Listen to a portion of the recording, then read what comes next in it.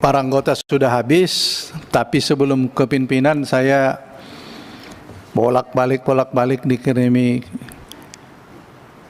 Kiai Maman Imanul Haq. Kalau enggak saya kasih nanti bahaya saya di luar. Jadi kami persilakan Pak, tapi yang lain jangan lagi ya, nanti molor. Silakan Pak Kiai. Terima kasih Ketua dan pimpinan serta seluruh anggota Komisi 8. Assalamualaikum warahmatullahi wabarakatuh. Pertama-tama saya mengucapkan selamat Pak Menteri, Wakil Menteri, Kepala Badan, Wakil Badan, dan seluruh yang telah mengemban amanat. Yang pertama, saya justru menggarisbawahi bagian akhir dari paparan Bapak tentang Kementerian Agama yang terus diprotoli gitu. Nah, ada dua hal Pak yang selalu saya lihat. Kemampuan manajemen Kementerian Agama itu tidak mau atau tidak mampu, sehingga terus diprotoli. Itu pertanyaan yang sering diulang-ulang. Maka saya ingin menggarisbawahi pidato Presiden bahwa pejabat harus berani. Maka saya minta Pak Menteri dan apalagi sahabat saya, orang tua saya Pak Romo Syafi'i harus berani ganti staf Bapak di tingkatan eselon yang akan mengganggu Kementerian Agama. Saya minta itu Pak. Yang kedua, penyelenggaraan haji ini atau segregasi penyelenggaraan haji ini sesuai dengan Rekom KPK.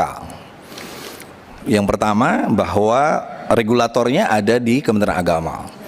Yang kedua, BPKH sebagai pengelola keuangan, tapi harus mandiri, tidak hanya sekedar jadi kasir yang diminta, tapi tidak diminta pertimbangan buat apa uang itu dipakai. Seperti itu. Jadi saya minta BPKH harus lebih mandiri. Dan yang ketiga baru operator, yaitu Badan Haji, Gus Irfan, sahabat saya Pak Bang Dalhil. Pertanyaannya adalah, kita harus mempercepat revisi undang-undang, baik itu haji atau BPKH. Yang kedua juga sinkronisasi di Pan-RB, termasuk meyakinkan apakah Badan Haji ini pun termasuk umrohnya atau tidak. Itu perlu diperjelas.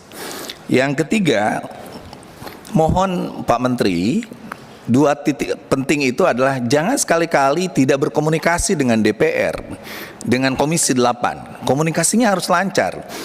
Periode kemarin adalah periode terburuk di Komisi 8 hubungan dengan Menteri Agama. Kami dianggap tidak ada. Staf-staf khusus tiba-tiba berkuasa. Penunjukan petugas-petugas haji ternyata ditunjuk orang-orang dekatnya yang tidak profesional, tidak bekerja dan lain sebagainya.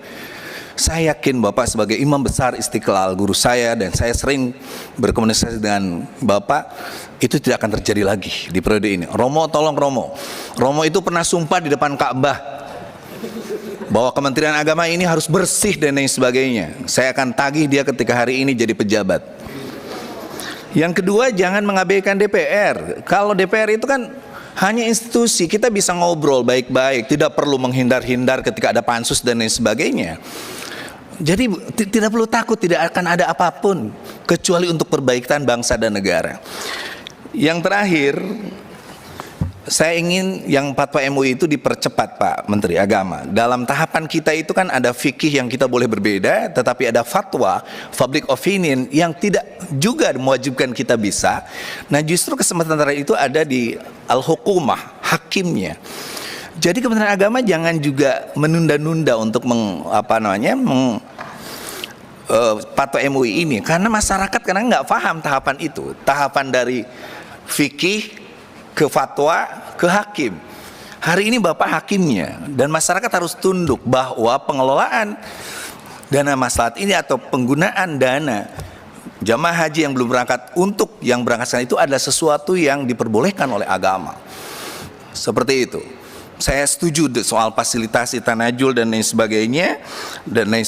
Pada intinya kami memohon dari para pimpinan dan kita semua untuk akselerasi Badan Haji ini secepatnya, agar sekali lagi saya menggarisbawahi pelaksanaan haji di tahun ini betul-betul lebih baik dan tidak hanya sekedar memunculkan pelayanan terbaik di satu sisi, tetapi pengeluhan terbaik di sisi lain. Kita ingin pelayanan terbaik itu adalah hasil dari kerja keras Kementerian Agama dan juga dukungan dari DPR RI terutama Komisi 8. Terima kasih. Wallahul muwaffiq ila thoriq. Assalamualaikum warahmatullahi wabarakatuh. tiba saatnya dari meja pimpinan. Saya tidak tahu ini dari mana dimulai.